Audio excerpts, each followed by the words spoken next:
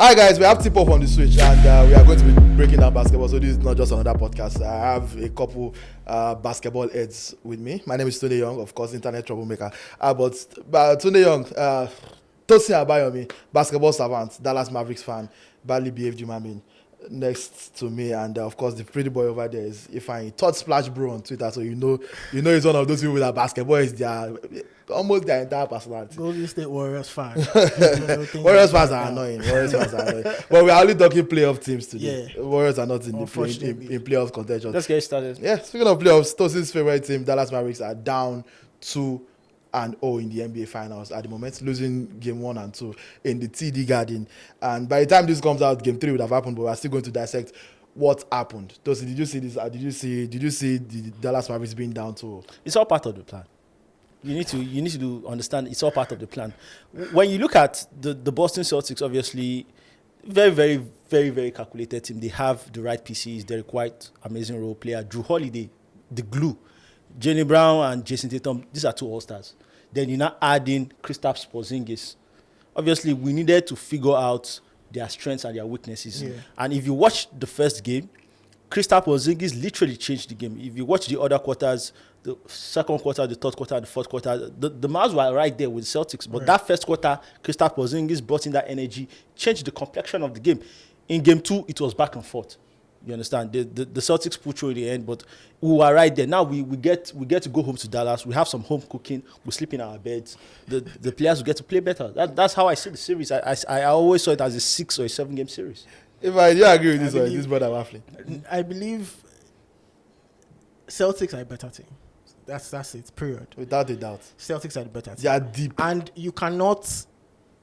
Kyrie can't be shooting 6 of 19 if you have any designs on winning anything, especially now that you're 2-0 down.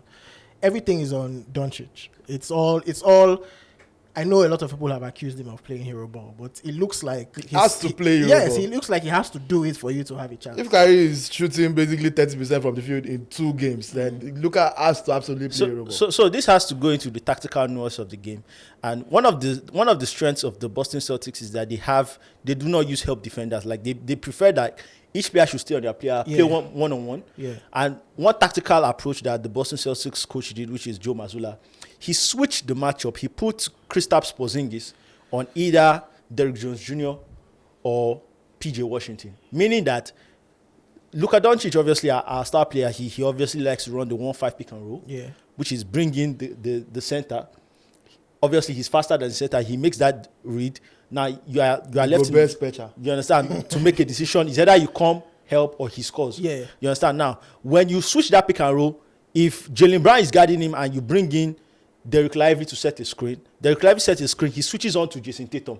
Jason Tatum, while Jaylen Brown takes the switch to Derek Lively or Daniel Gafford, whichever the case is. Now that is a much more difficult read because no disrespect to Al Horford. Al Horford obviously is still not as mobile. He's old. as Jason Tatum. That switch now, they figured out a lot of things in game 2 that I expect by the time people are seeing this, I expect the Mavericks to be down 2-1, not 2-0. So from a tactical perspective, Joe Mazzulla, I have to give him his flowers.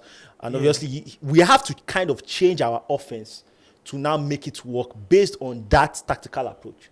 But there's a perspective that you have refused to accept, both on here and when me and you converse. Tosin and I talk a lot. The thing is that Jason Tatum has been, can we agree, not great. Mediocre. In this, at least in what you expect. He's been rebounding and assisting well. He's leading the series in rebounds and in assists, I believe. But in terms of points, he's been underwhelming. To score. And he shot under 40% in both games. And they never really looked like losing both games. In fact, any point. 6 times in these playoffs, in this postseason, Jason Tatum has shot under 40%. Celtics have won all 6. They are 6-0 in games where Jason Tatum does not shoot up to 40%. And he's supposed to be their best player. So what if Tatum now starts playing well, in addition to what we've seen? Because he's not going to keep playing like this. That's a guarantee. Tatum is not going to keep having bad shooting nights. He's going to light up at some point. Game 3, game 4, game 5, you're going to see a 40-point Tatum game. I'm calling it now. Guaranteed. Absolutely. And I think another issue with Mavs is I've seen a few clips where it looks like, and I want you to speak on this, it looks like Luka isn't doing as much defensively. I've seen him literally being blown by on multiple occasions. But that's Luka. Now. Luka has never been the. Okay. But he became better defensively So during this run. Let me address the two two situations.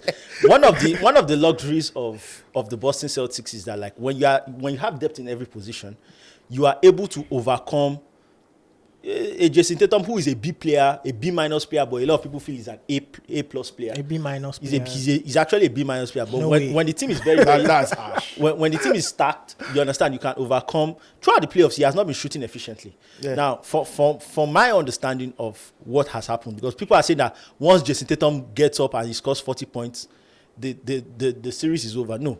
You need to look at it objectively. If Jason Tatum is taking the large majority of the shots, it means that Drew Holiday, Jaylen Brown, they are not getting their touches. And another thing is this. I'm not scared of a Jason Tatum going off game. I'm scared of a game whereby the Celtics collectively, not Jason Tatum, collectively, because they shot very well in the first game. I think they shot 38%. In the second game, I think they were just 11 of 30 or something. I'm scared of a game whereby they collectively shoot 40% and above. Not just Jason Tatum, as a team. They knock down their teams. Not Jason Tatum single-handedly. So you think Yeah, but does if it that not- happens, you can't overcome that? That is what I think we cannot But you are already not. They are shooting poorly. They like in the first half of game 2 was horrible. I think they only made 1 3-pointer in that first half. Yes, just and one. they still won that game. If they now shoot Now, well, that is where people need to give credit to the Dallas Mavericks defense. And for Luka has never been a great on-ball defender. He's been good this playoff. He's knows how to block lanes and stuff. He's Yeah. slow-footed.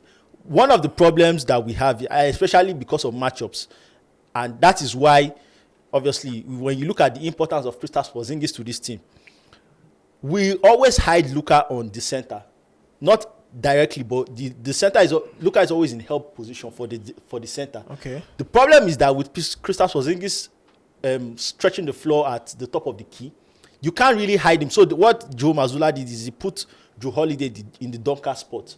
You understand? That is why majority of the points that Drew Holiday out of his 26 points, it was just basically, I think he just 2 3-pointers. Yeah, Most of it was just through in the lane.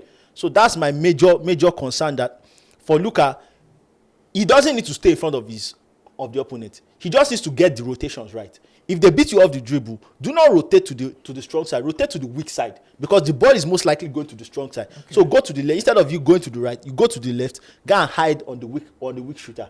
You understand? It's better that way. And I think those rotations will be adjusted. They'll of course look at things and see things they can do better. And I feel like we've played a good enough defense. We held them to 108. We held them to 105. The Celtics for this season, their offensive rating is about 124 points per game. We held them to. Our offense has not been good. yeah. We scored 89. Is there hope of that? We had 89 and 95 points. But even the Celtics that people are praising, they had 108 and they had 105. So our defense has done a good job. The problem is that role players will play better at home. When they sleep in their own bed, the fans are on their side. They'll definitely be better at the 3 and 4. Let me add context to Tosin's thoughts on Jason Tatum here, which is that if you don't know Tosin, he has bias against light-skinned shooters. So that means you by default you hate him too. Yeah, But because I rate Steph and Clay. Tatum, Devin Booker are his biggest ups. Which of them can you tolerate the more? Devin Booker is a front runner, and I hate front runners. I hate front knew it. runners. That's it. Jason Tatum is more of a very, very low-key guy. He's more of a PR guy. He's like, I'm just assisting my team. The Bellingham of basketball. He's like very good PR. People are like, he's just facilitating. He took about 22 shots, but he's facilitating. But we'll go with that narrative. Facilitating the shots. It's but at the end of the day, when you look at the series never starts, and people who have a lot of experience about basketball will say that the series never starts until the road team wins away. Yes. That's how you determine a playoff series. The series shoots back to Dallas. I expect the rope. Some of the shots, Derrick Jones Jr. from 24 feet at the top of the key shot an air ball in an NBA Finals. What are you doing? I believe when he gets home, there's no longer pressure. Nobody is shouting that. We know the Boston fans. Yeah. Some of the. I believe they will Come on, don't go there. I agree with you that role players play better at home, but let's. What's wrong with Boston fans? I know. Don't enable him. Don't enable. I know where he's going. Don't let him do that. Let's talk Porzingis real quick. I know how does he feels about Porzingis as a former Dallas player. He believes that he's the biggest fraudster on earth. But so let me hear from if we are Porzingis might have an injury that sounds like it was brought out of their reporter book. I don't understand that. I've never heard of it in my life. Sounds like a mechanical problem. I think that because of how effective he's been, especially in game one, I feel like this is something that could play into the hands of Dallas Mavericks. I think that I already thought they were going to take game 3 at home, but I feel like this series could really tip in their favor now, because you have, maybe on the stat sheet he hasn't been, lighting it up like Jaylen Brown or whatever, but he has been very effective, and this now changes the Celtics game plan moving forward. And I feel like, again, like I said earlier, I don't expect Kyrie to be shooting 6 of 19. Yeah, Kyrie will not have 3 bad games in a row. I doubt it. So I don't expect Kyrie to have 3 bad games in a row, especially coming off the type of postseason he has had. Probably his best since the rebranding of Kyrie as an uncle, as a mentor. So I feel like this could play into their hands. You're right. This series could definitely go to 7 games. But at the end of the day, I still see, despite Porzingis' injury, I still see Celtics lasting. Those your thoughts on Porzingis real quick. It says here, Celtics Kristaps Porzingis suffered a torn medial retinaculum, allowing dislocation of the posterior tibialis tendon. Is there a time frame there? Reading it has injured me. I'm now injured. I'm out for the net podcast. Is there a time frame? But Tosin, what's your thoughts on Kristaps? So I was watching a video from a doctor, a surgeon on sports, and he was explaining the injury, and he said that obviously Kristaps was coming off a soleus injury, which was on his right knee. Yeah. Then that incident happened when he was trying to box out Derek Lively, kind of tricked that place of his ankle, and he was explaining that this is a very uncommon injury. Normally, he should just miss 1 game and be back for game 4. Yeah. Technically, he could still play in game 3, but he was saying that, like, given the near, like, most of the NBA finals have been 2 games off, but this one they play game 3 on Wednesday and they play game 4 on Friday. So the closeness between the 2 games is like, you know what, there's a high chance they will say rest in game 3 and play in game 4. Here's my problem with Kristaps Porzingis. He's always hot. That's just a simple truth. He's always hot. He has had a torn meniscus. He has had an ACL surgery. He has had a calf strain. All of what his career has been blighted. And when people talk about why him and Luka did not work when they were in Dallas, as a Dallas Mavericks fan, obviously, let me tell you the simple truth. He was just injured.